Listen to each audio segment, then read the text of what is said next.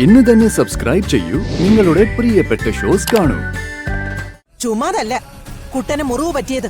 അയ്യോ, പാർക്കിൽ ചെന്നപ്പോ ഇവക്ക് കുട്ടനെ ശ്രദ്ധിക്കാൻ സമയം കിട്ടിയില്ല. കള്ളക്കാമുകനൊത്ത് ശൃംഗരിക്കുമ്പോ കുട്ടനെ എങ്ങനെ ഗൗനിക്കാനാ? ഞാൻ അന്നേ പറഞ്ഞു, കുട്ടന്റെ പേരില് ഇവള് കാണിച്ചു കൂട്ടുന്നത് മുഴുവൻ കള്ളത്തരമാണെന്ന്. ചേച്ചിയെ കെട്ടിയിട്ടേ അടങ്ങൂന്നും പറഞ്ഞ് ഒറ്റ കാലില് നിക്കുവായിരുന്നു ഭദ്രൻ. അന്നൊക്കെ ഞങ്ങള് കരുതിയത് അവന് മാത്രമാണ് ചേച്ചിയോട് പ്രേമം ഉണ്ടായിരുന്നതെന്നാ.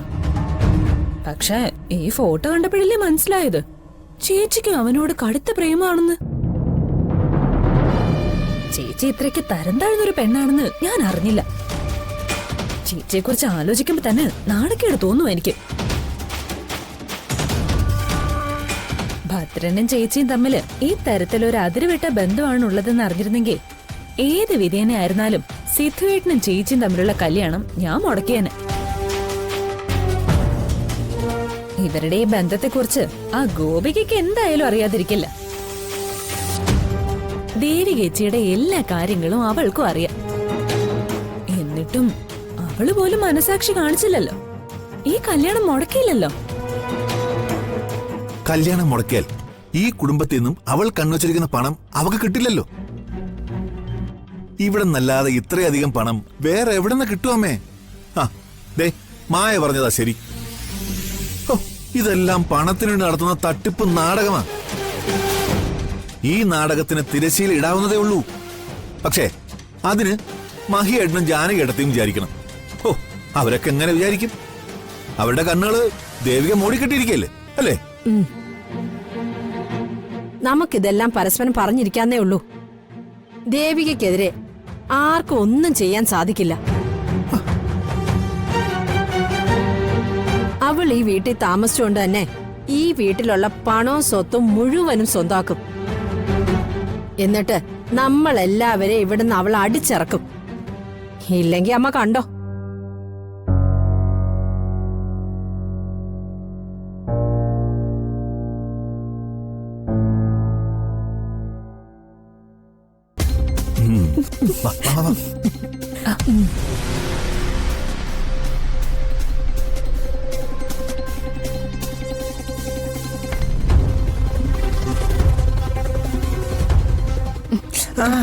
ഒന്നുമില്ല, കഴിഞ്ഞു.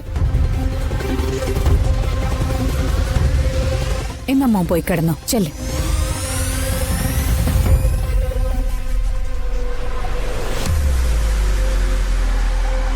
എല്ലാവരും ഒന്ന് നിന്നേ. ഇവിടെ നടക്കുന്ന എന്താണെന്ന് നീ അറിയുന്നുണ്ടോ? എന്താമ്മേ?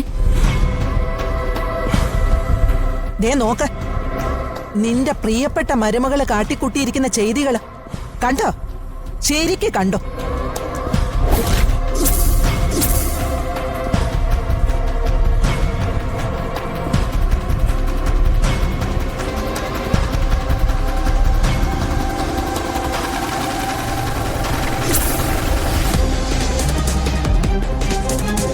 ഇത് കണ്ടിട്ടെങ്കിലും നിന്റെ കണ്ണു തുറക്കുമെന്നാണ് എന്റെ വിശ്വാസം. അല്ല, ഇത് കണ്ടിട്ട് നിനക്ക് എന്തു തോന്നുന്നു? എന്താ ഫോണില്? നീയും കാണ് നിന്റെ ചേച്ചിയുടെ ലീലാവിലാസങ്ങള്.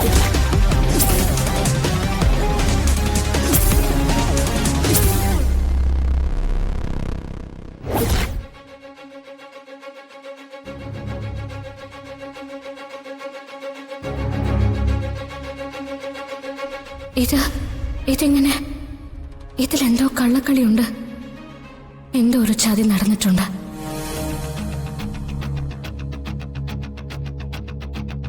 ഇതെങ്ങനെ? എന്താടി വൃത്തികേടുകൾ ചെയ്തു കൂട്ടിയിട്ട് ഒഴിഞ്ഞു മാറാൻ ശ്രമിക്കുകയാണോ? അല്ല, നിനക്കിതിനെ കുറിച്ചൊന്നും അറിയില്ലെന്നാണോ പറഞ്ഞു വരുന്നത്? ഇതാരോ കരുതിക്കൂട്ടി ചെയ്ത ചതിയാണ്. ചതിയോ? എന്ത് ചതി? പട്ടാപകൽ പബ്ലിക് പ്ലേസിലല്ലേ ഇതൊക്കെ നടന്നിരിക്കുന്നത്. എന്നിട്ടും ഇത് ചതിയെന്ന് പറഞ്ഞാൽ എങ്ങനെ ഇത് വിശ്വസിക്കാനാവും? നിങ്ങളുടെ ലീലാവിലാസങ്ങൾ കണ്ട ഒരാൾ എനിക്ക് അയച്ചുന്ന ഫോട്ടോസാണ് ഇതെല്ലാം. ഫോട്ടോസ് എന്തായാലും കള്ളം പറയില്ലല്ലോ. ഈ ഫോട്ടോയിൽ കാണുന്നത് ദേവികാണെന്നും വ്യക്തമാണ്. ഞാനൊന്ന് പറഞ്ഞോട്ടെ. എല്ലാം വിശദമായിട്ട് തന്നെ ഞാൻ പറയാം. ഇമ്മാതിരി നാണവും മാനവും കെട്ട പ്രവൃത്തികൾ ചെയ്തിട്ട് എന്ത് വിശദീകരണമാ നിനക്ക് നൽകാനുള്ളത്? കുട്ടനെയും കൊണ്ട് പാർക്കിൽ പോവാൻ നീ വെപ്രാളം കാണിച്ചത് ഇതിനായിരുന്നു അല്ലേ? ചുമ്മാതല്ല കുട്ടന് മുറിവ് പറ്റിയത്. അയ്യോ, പാർക്കിൽ ചെന്നപ്പോ ഇവക്ക് കുട്ടനെ ശ്രദ്ധിക്കാൻ സമയം കിട്ടിയില്ല. കള്ളക്കാമുകനൊത്ത് ശൃംഗരിക്കുമ്പോ കുട്ടനെ എങ്ങനെ ഗൗനിക്കാനാ? അപ്പോ ഞാൻ അന്നേ പറഞ്ഞു കുട്ടന്റെ പേരില് ഇവള് കാണിച്ചു കൂട്ടുന്നത് മുഴുവൻ കള്ളത്തരമാണെന്ന്. പക്ഷേ ജാനകിക്കപ്പോ അത് ഉൾക്കൊള്ളാൻ സാധിച്ചില്ല. മുത്തശ്ശി, ഈ ഭദ്രനെ ഞങ്ങൾക്ക് നന്നായിട്ട് അറിയാം. ഇവൻ ഇത്രമാത്രം വൃത്തികെട്ടവനാണെന്ന് ഇവിടെയുള്ള നിങ്ങൾക്കും അറിയാം. ഈ കാണുന്ന ചിത്രത്തിന് പിന്നില് ദേവി ചേച്ചി പറയുന്ന പോലെ എന്തോ ചതി നടന്നിട്ടുണ്ടെന്ന് ഉറപ്പാ.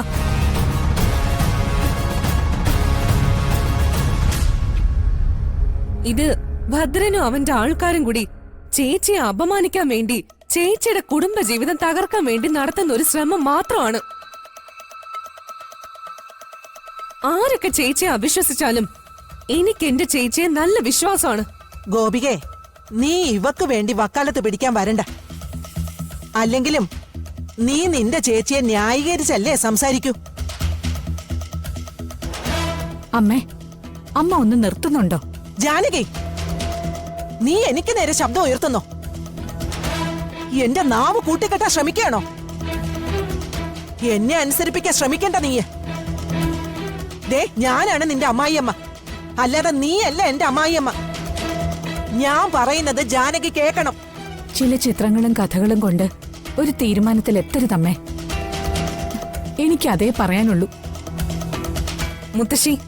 മുത്തശ്ശി ഇങ്ങനെ ഇമോഷണൽ ആവാതെ കാര്യങ്ങളൊക്കെ സംയമനത്തോടെ മനസ്സിരുത്തി യുക്തസഹമായി ഒന്ന് ചിന്തിച്ചു നോക്ക്. അപ്പൊ മുത്തശ്ശിക്ക് ശരി എന്താണെന്ന് ബോധ്യപ്പെടും. ഭദ്രൻ ആരാ? അവൻ ഒരു കുറ്റവാളിയാണ്, ഒരു ജയിൽ പുള്ളിയാ. എന്റെ ചേച്ചിയുടെ കല്യാണ ദിവസം അവൻ ചേച്ചിയെ ഉപദ്രവിക്കാൻ ശ്രമിച്ചവനാ. ഇതൊക്കെ മുത്തശ്ശി മറന്നുപോയോ? ദേവികയും ഭദ്രനും തമ്മിലുള്ള ശരിക്കുള്ള ബന്ധം എന്താണെന്ന് അന്ന് അവനെ വധുവിന്റെ മുറിയിൽ നിന്ന് കണ്ടെത്തിയപ്പോഴേ നമ്മൾ തിരിച്ചറിയേണ്ടതായിരുന്നു. പക്ഷേ അന്ന് നമ്മൾ ഇവളെ അന്ധമായി വിശ്വസിച്ചുപോയി. നിന്റെ ചേച്ചിയുടെ അതിസാമർഥ്യത്തോടെയുള്ള അഭിനയത്തിന് മുന്നിൽ ഞങ്ങളുടെ എല്ലാം കണ്ണ് മഞ്ഞളിച്ചുപോയി. മുത്തശ്ശി പറയുന്നത് ദൈവം പോലും പൊറുക്കില്ല. മുത്തശ്ശി, ഞാൻ ഒരു തെറ്റും ചെയ്തിട്ടില്ല. സകല ദൈവങ്ങളെയും പിടിച്ച് സത്യം ചെയ്ത് ഞാൻ പറയാം, എനിക്ക് ഭദ്രനുമായിട്ട് അത്തരത്തിലൊരു ബന്ധമില്ല.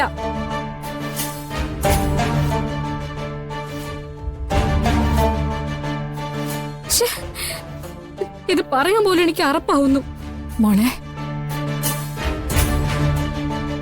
മുത്തശ്ശി, നല്ലോണം ആലോചിച്ച് വേണം ഒരാൾക്കെതിരെ ആരോപണം ഉന്നയിക്കേണ്ടത്.